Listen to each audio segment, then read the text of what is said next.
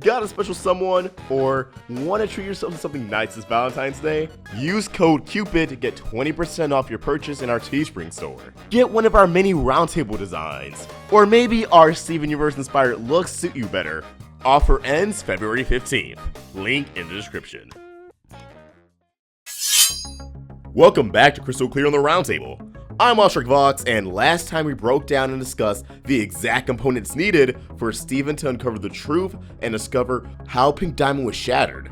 Who really shattered her? If you haven't checked that out yet, please whip up some popcorn, tune into those 20 minutes, then come back here. Even after Steven learns what happened for himself, he's going to have trouble convincing Homeworld as a whole, especially still being labeled as the Rose Quartz responsible for everything. Now, I know the fanbase is rather split on the idea of anyone but Rose Quartz finishing off Pink Diamond, or anyone lending her a helping hand, but understand from a narrative standpoint, this development is a necessary one. Simple answer? For the show to even hint that someone within Homeworld was involved, just to go, JK, Rose did it alone, would be a straight up waste of time. Drama just tacked on to bait viewers into watching for an extended period of time. A more in-depth train of thought, Steven's been put into a very compelling situation. The Diamonds want to dispose of Earth in favor of the cluster, and after thousands of years, still has it out for Rose's personal demise. If they really wanted to, they could deploy their forces onto the planet, and Steven would be fresh out of luck. His moral code and lack of a large army prevents him from standing a remote chance. He won't shatter the Diamonds head on,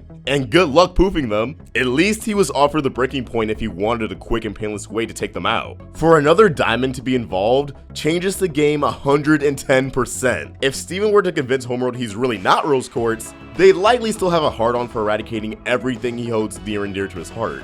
But throwing a diamond into the equation suddenly has that attention divided, causing the other diamonds to be unfocused and feel a much stronger sting. After all, having a loved one shattered by an underling is baffling, but to be disposed of by an equal? How could you even recover from that? Steven or Rose would become irrelevant almost immediately. An afterthought if anything, it possibly even opens up the opportunity for collaboration or truce. But again, until Steven can convince the Diamonds of whatever truth he stumbles upon, we may be getting too far ahead of ourselves. How will Steven manage this? Draw a confession out of the Traitor? The one who set all the pieces in place for Pink to fall? Maybe, but that sounds like more trouble than it's worth. If this double-crosser has been able to keep quiet for thousands of years, I doubt they'll spill their spaghetti now. The culprit may even be at a loss as to why whom they believe is Rose Quartz would attempt to call them out. In the scenario they work together to bring down Pink, what would Rose gain by coming forward now? A petty response to Blue Diamond desiring more humans for the zoo?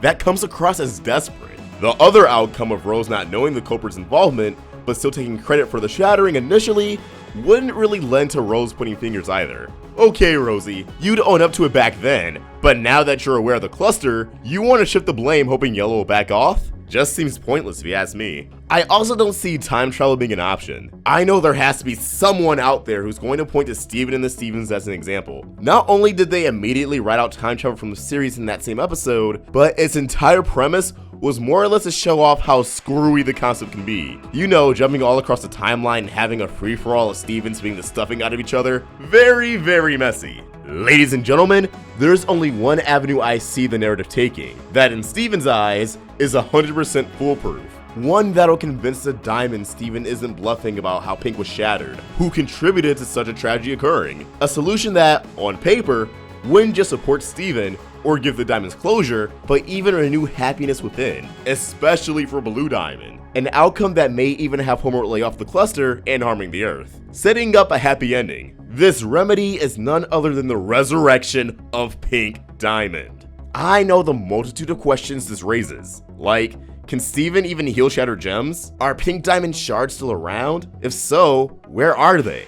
Why should Homeworld believe Steven would keep his word and actually go through with this? That he's capable of doing this? Rest be assured, I have the answers to all of this. Before I actually go in depth on those answers, I want to take a moment and actually clarify why I believe, even if Steven's unsuccessful, why this is a storyline we will inevitably explore. We're 5 seasons into Steven Universe, and when it comes to advancing the conflict with the Diamonds, Steven has only just recently come face to face with them for the first time. On top of that, we're getting glimpses of their true personalities, emotions. They have their own character arcs. It's apparent the Diamonds are in for the long haul, not your typical villains that are only around for 1 or 2 seasons and then kick the bucket. They're going to be around until the end of the series, which still feels pretty far off.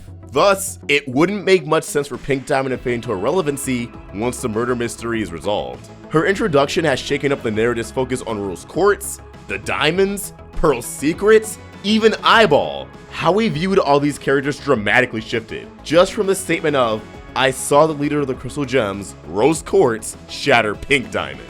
So much context was provided. Yellow Diamond doesn't want the cluster just so she can have a geoweapon. She wants to get rid of the planet that wiped her baby girl from existence. It's just a painful reminder to her. Prior to Steven's dream, all we really got from Blue Diamond was that she was chilling on the Earth to capture the rebels and resume progress on a promising colony. Post the entire zoo arc, we now know Blue was on the colony providing assistance to Pink, guiding her, getting rid of the Crystal Gems as they were threatening Pink's life, and Blue's worst fears came to fruition, so she was justified in everything. I mean, for Pete's sake, our first look at Blue in present day was mourning over Pink. The next time we saw her, she was back in the zoo just making herself feel worse. Blue's entire arc so far has been directly linked to Pink. Then there's Eyeball, Jasper, Pearl, Rhodonite, all characters who have either been stated or alluded to having connection with Pink Diamond. Her role in the story is such a vital one that this murder mystery can't be the last stand before the show just drops her. If anything, it's just the beginning. Yet, we be in an endless loop of characters wondering why and what could have been. Hypotheticals just being thrown around with no purpose. In a way, it's a pain that they just be left to deal with,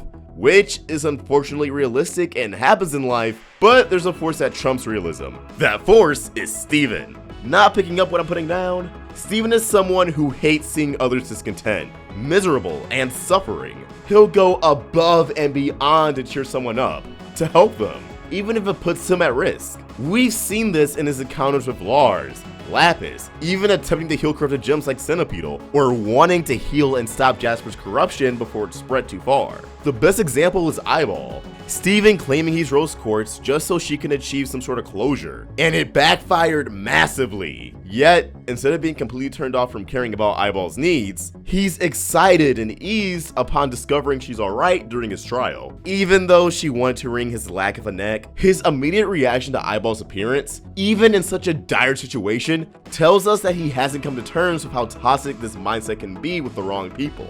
That Steven will likely continue to appease others, to make them happy even if they aren't the most deserving. Steven may propose bringing Pink Diamond back to save his bacon, but a scenario where a smile is put on many people's faces, a scenario where many will meet or resolve, will cause Steven to believe it'll create more good than bad, serving as a constant incentive throughout his journey to resurrect Pink Diamond. So now that we're on the same page on why Pink Diamond will remain relevant throughout the series, and why there'd be interest in resurrecting her, let's go into all the questions you have surrounding it. First off, can Steven heal shattered gems? Is it possible his powers can stitch the shards of a gem back into a complete stone? While this has never been addressed in the series proper, I'm going to go out on a limb and say yes.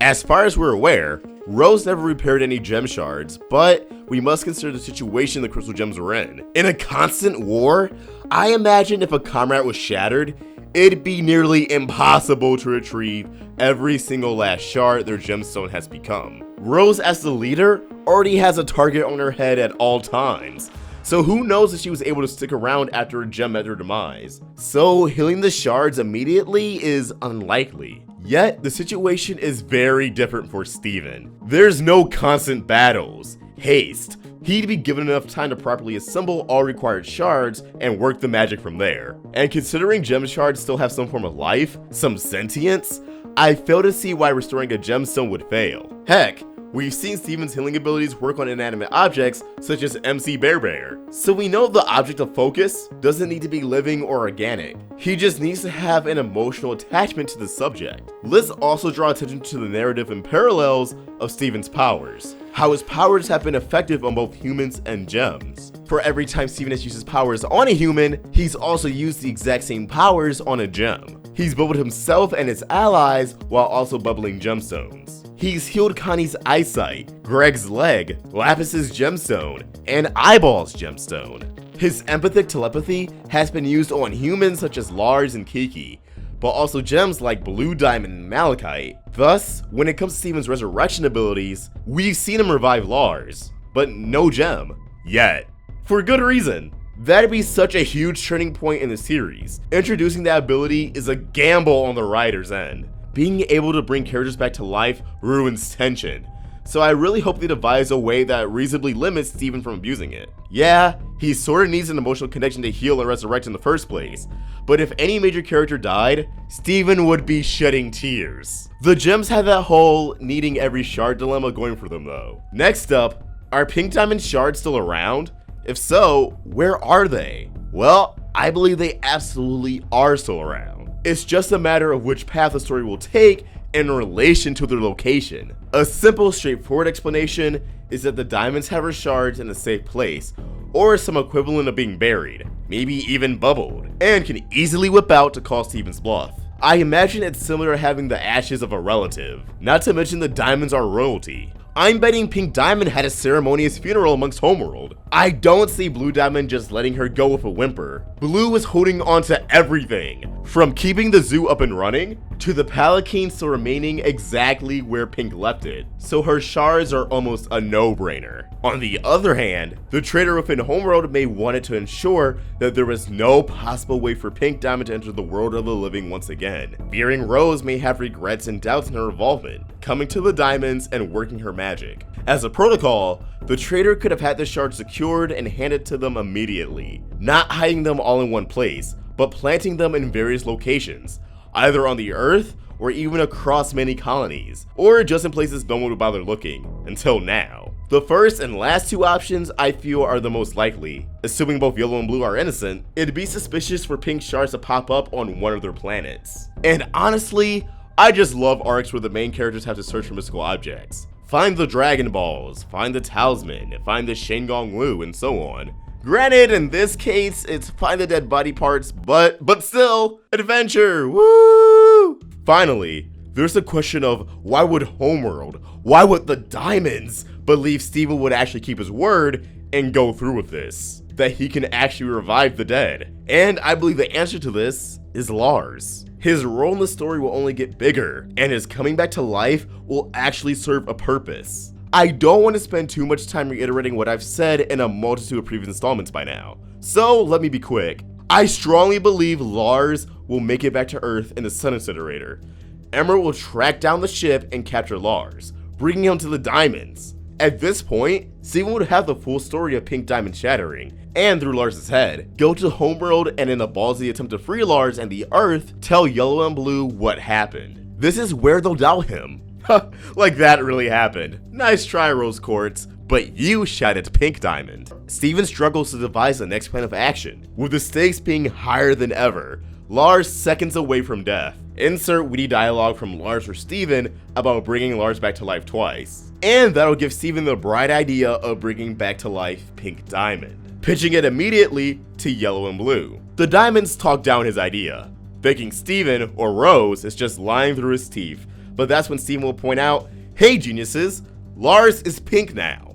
You've seen this man before at my trial. He's only pink because I brought him back to life. Steven explains that the Robonoid's yellow scent killed Lars, which led to Steven unexpectedly reviving him. Well, there's his proof. They can't really argue with that. So they allot him a time frame to go retrieve Pink shards and resurrect her. But how can they be so sure Steven is a gem of his word? Well, they still have Lars. He will be their prisoner until they see a walking, talking Pink Diamond before them. If time is up and Steven fails, or if the resurrection is unsuccessful, Lars will meet a gruesome end and the Earth will perish. I mean, even if Pink Diamond is brought back to life, Blue might honor her word, but Yellow's a wild card. Luckily for Steven, I truly do believe he will be successful in his efforts. Now that she's back, the Diamonds can be at peace. Lars will return home for good, and everyone can live in harmony, right? Right? Well, you see, things won't be that simple. At all. In fact, reviving Pink Diamond may just cause things to get much, much worse. Things have blew up in Steven's face before, but never on a level that we're going to see. Unfortunately, we once again are running short on time, which means another cliffhanger, yay! Please don't kill me, I promise, we love ya. As always, these are just my thoughts and I love to hear yours. Do you think Steven can bring back Pink Diamond? If not, tell us why. Please leave your thoughts in the comments below or tweet them directly to me at @OstricVox or the Roundtable on Twitter, Facebook, and Instagram at RoundtableVids. If you enjoyed this video, please throw it a like, share it with other theory nuts, and if you're new here, subscribe. Check out the latest Crystal Clear IRL. Hit that bell for notifications to stay in the loop with all things Steven. Swing by our Teespring store and pick up a Steven Universe inspired design. Thanks for watching, and I hope you have a beautiful day. OstricVox out. See you later.